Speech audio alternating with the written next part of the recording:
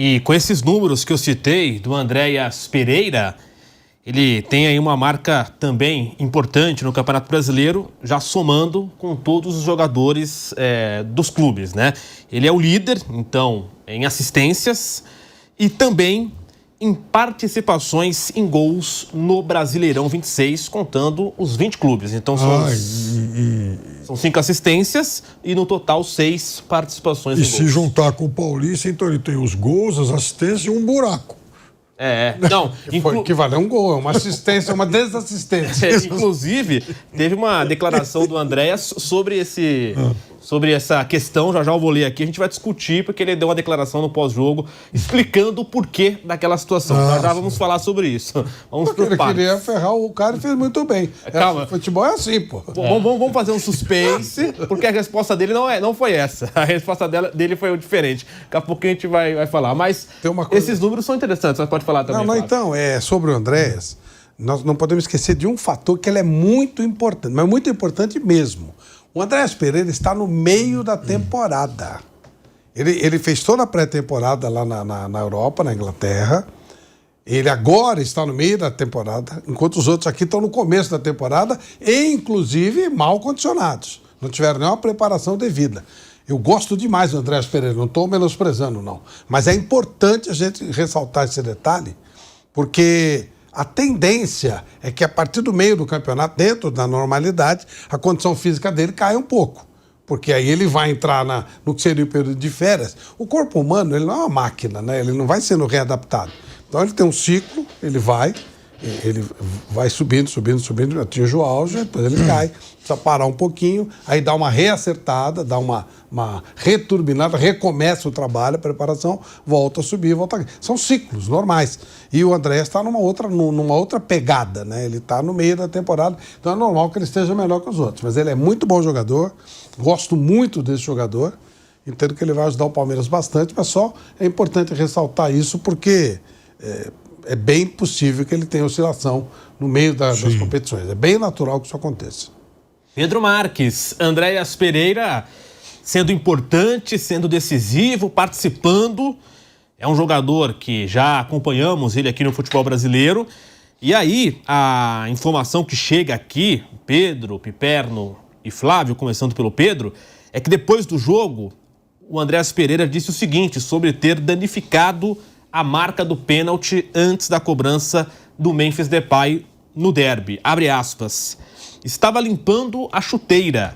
Tinha bastante lama debaixo porque estava meio solto no gramado. Isso. Fecha aspas. Concordo. Então tá aí. E é uma declaração também, claro, ele não vai falar que fez de forma proposital, até por uma questão... Porque ele pode, de repente, aí surgir alguém e punir, no STJD, aquela coisa toda, e pode ter uma confissão de culpa, né? Se você olhar bem, ele é isso mesmo. Se ele precisar do meu testemunho, tem o meu testemunho. É isso mesmo, ele é bom jogador, dançarino em cima da marca, lá, baila pra cá, pra lá, e ainda tem o mérito de ser um cara de pau para essas respostas aí, né? Tem torcedor do Palmeiras que brinca que o Andréas é responsável pelas 2 escorregadas que mais deixaram o torcedor do Palmeiras feliz, né? Também. Aquela, né, que ele escorregou e agora essa do Memphis Depay.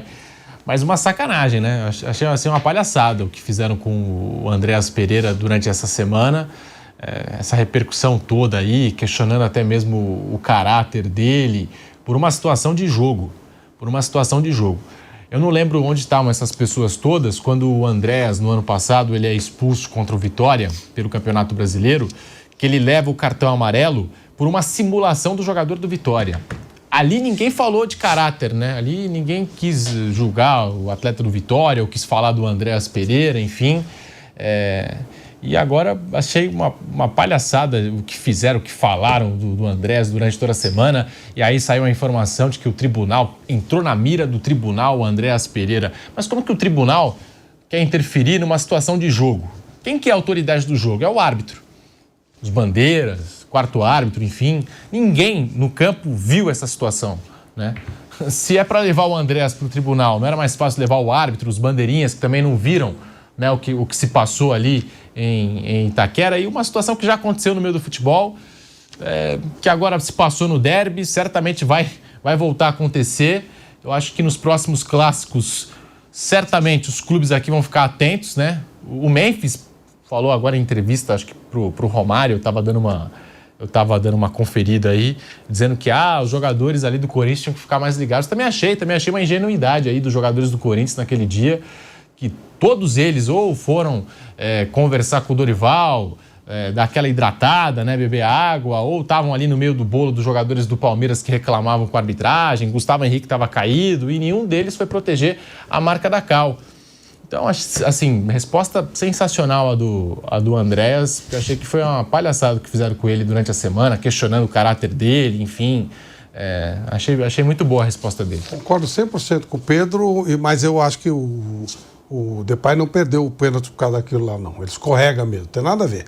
Tem nada a ver com a marca, nada. Eu acho que ele escorregou e... Enfim, e o Andréas Pereira ficou com crédito. Para mim, crédito é uma coisa muito positiva. Você tem que encher o saco do adversário, tem que criar dificuldade para o adversário. É assim que o futebol funciona. Você não vai agredir o cara, não vai... Aí é diferente. Você não vai se dopar, mas você usar uma malandragem... Isso aí a vida inteira no futebol faz assim, muito mimimi, muita frescura. Sugiro a essas pessoas que acompanhem mais um pouco de golfe, tênis, são os esportes mais nobres, sabe? Assim, mais tranquilos. Mimimi demais. Seguimos. Quer falar, Pedro? Não, isso que o Flávio citou, na final do Campeonato Paulista do ano passado, as bolas sumiram, né? Lembra nos últimos minutos? Sim. Em Itaquera, as bolas sumiram. Cera, todo time faz muita cera. Teve sinalizador lá, o Memphis subindo em cima da bola. Foi. Ninguém falou nada. Tudo certo. Na época o que nós ouvimos foi, nossa, o futebol respira. Ó lá, o futebol raiz. Aí agora... Eu concordo com o Memphis e concordo com o André. O Ranieri do Corinthians, ele deu uma declaração na zona mista naquele dia do derby que eu achei que ele foi perfeito, né? Ele falou, o Andréas fez, aí agora ele vai ser o malandro, vai ser o esperto. Se fosse o Corinthians, a gente que seria o malandro, que seria o esperto. Claro. Ele falou, ele fez agora, na próxima a gente pode fazer também e vai ser assim. Igual o chute na bandeirinha também, que eu acho que é algo ridículo, que a gente perde muito tempo questionando, falando disso, né? Estamos voltando na Rádio Jovem Pan em 5 segundos para falar mais desse Palmeiras e dessa vitória aqui na Jovem Pan. Estamos de volta. O PH está no meu ouvido aqui, então nós temos que passar já de assunto. Alguém quer concluir esse assunto, Palmeiras? Se eu sou jogador e tem a bandeira do adversário à minha disposição para chutar, meu amigo, pode ter certeza que eu chutava. Que isso? Jogador querendo jogar pra galera, né, também, né? Lógico. Assim como o Yuri Alberto chutou a bandeira do Palmeiras, eu acho que o Veiga já chutou, não sei se já chutou a do Corinthians, né? Teve gente que fala que citou. Tem todo um histórico aí, né? Que um chutou ali, outro chutou lá. O Luciano chutou a do Corinthians. Bandeira, o cara tá comemorando. Tá comemorando o gol, exatamente. Não tem nada a ver. Muito mimimi dele, né? No caso, não tinha do Palmeiras lá na Arena e quando o Corinthians joga no Allianz Parque. Do Luciano, ele tá quieto, né? Não, isso me deixa. Eu acho que ele não deve chutar porque ele um dia pode ser convidado para jogar no outro time e isso é contra ele. Mas só por isso, porque no mais, velho, cada um é cada um, cada um defende o seu lado. Sagrado, né? Aí vai falar assim, mas comemorou de frente para a torcida do Corinthians. Só tem torcedor do Corinthians no estádio, vai comemorar onde, né? Não tem onde comemorar, só tem torcedor do Corinthians. E agora chegou uma nova declaração do Andréas Pereira. Vamos voltar nesse assunto porque tivemos aqui o complemento, né? E a nossa audiência estava gostando, né, do papo sobre o Andréas Pereira. Então, vamos voltar nesse assunto com a declaração completa, né? Eu citei aquela primeira e aí ele completou o seguinte, abre aspas, é do futebol. Foi ele mesmo que falou isso, né? Exatamente, foi ele. Então, abre aspas, é do futebol. Todos os jogadores, você vê as entrevistas do Ranieri, do Mateuzinho, do Memphis mesmo depois, isso é uma coisa de futebol. Muitas pessoas, vamos lá, muitas pessoas que comentam depois, claro, é o trabalho deles, tem que comentar mesmo, pode falar o que quiser. O importante é que a gente ganhou o jogo lá, que foi muito importante. Eles vão ficar espertos agora, como a gente também vai ter que ficar. Então tá aí a declaração completa do Andréas Pereira, né? A primeira lá que eu citei falando que estava limpando a chuteira e agora falando que é do futebol, que todo mundo faz, né, e tal, e que ele até fala, né, que o Flávio citou e vocês aqui falaram, ele fala, os jogadores tinham que ter ficado espertos, né? Tinham que ter ficado mais ligados, né? Só uma coisa, viu, Guilherme? Não tem que chiar se acontecer o contrário. Tem que ser, assim, faz parte da vida. Você ganha, você perde, às vezes você você é o malandro, às vezes você é o tonto, faz parte. Ninguém é 100% esperto, ninguém é 100%... A vida é desse jeito, né? E tem aquela história, né? Todo dia sai um malandro e um otário, né? Exatamente. Naquele... Era domingo o jogo, né? Naquele domingo saiu um malandro e saiu um otário. E no outro, o Memphis foi um malandro. Exato. E os outros... Faz parte do negócio. A vida é desse jeito. Você não ganha sempre, você não perde sempre, né? Nem sempre ganhando, nem sempre perdendo, mas aprendendo a jogar. Que a música do Guilherme Arantes, nossa Elis Regina, perpetuou. Então, é assim a vida. Tá tudo certo, não tem... Realmente eu vou te falar, eu fico meio assustado com essa coisa de tanto mimimi, de tanto chororô. Quando o Memphis sobe na bola, quando o Soteldo subiu na bola, e agora o Peira. Gente, golfe é um esporte maravilhoso para quem gosta disso. É gentil jogar com você, você é meu árbitro, eu sou teu árbitro. É legal, tênis, né? Aquela coisa, silêncio. Pô, tem tanto esporte legal. Os caras podiam acompanhar, eles iam ficar tão felizes e tal. Xadrez. Agora, futebol é outra coisa. Futebol, ele foi criado, era um esporte de nobreza, mas os próprios nobres, o couro comia já, desde o começo. Depois veio da várzea e tal. Não precisa ser esculambado, eu não estou pedindo para ser esculambado, relaxado. Agora, usar de malícia. Se o Pelé jogasse hoje, acho que ele seria. O Pelé tem uma histórica cotovelada que ele dá no jogador do Uruguai, no Matossas, que o Matossas está dando pontapé em todo mundo. Fosse hoje, eu falo, nossa, que coisa criminosa. Não, o Carlos Alberto Torres dá um pontapé num tal de Lee, em 70, que estava dando pontapé em todo mundo. Fosse hoje, ia ser, nossa, como é que pode? Cara, você tem que se impor. O cara tem medo de jogar contra você. O cara tem que ter medo de jogar contra você. Você tem que incomodar o cara. Eu gosto de contar sempre aqui, não custa contar de novo. Conversando com o Nunes, histórico centroavante do Flamengo, do primeiro título mundial do Flamengo. O Nunes não tomava banho. O Nunes, ele comia alho. Ele contou, ele dava uma baforada no cara, o cara não encosta. Sabe, você reparou que ninguém encosta em mim. E essa semana eu estive com o Cleiton Xavier, eu não lembro qual foi o jogador que ele falou, que o jogador, ele, antes do jogo, ele se mijava. De propósito. É porque... O cara não querer chegar perto dele. É lógico. Ter nojo, né? E ele falou assim, eu sou se o Lian for jogar contra o Ceará. O Lian ele falou, reserva, não poderia. Se lembrar, depois eu vou ligar pro Cleiton pra ele falar de ele. Ele tava falando sobre isso, né?